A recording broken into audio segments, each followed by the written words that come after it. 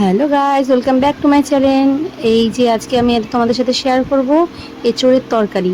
এঁচোড় চিংড়ি দিয়ে করে, তো আজকে আমার দিদিভাই করবে এঁচোড় এঁচোড় আলু আর ছোলা দিয়ে নতুন নতুন রেসিপি। জানি না কেমন লাগবে, দেখো তোমাদের কেমন লাগে।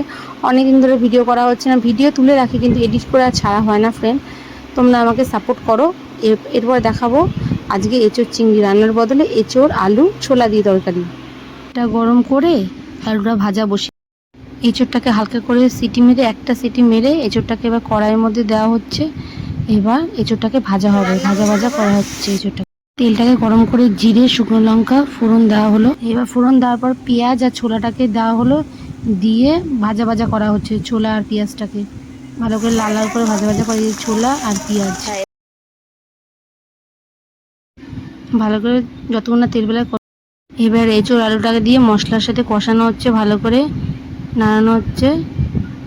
এঁচোড় আলুটা যেটা ছিল সেটা দিয়ে এবার ভালো করে কষানো হচ্ছে, দিয়ে কষাচ্ছে ভালো করে। যদি ভিডিওটা ভালো লাগে like comment share subscribe please.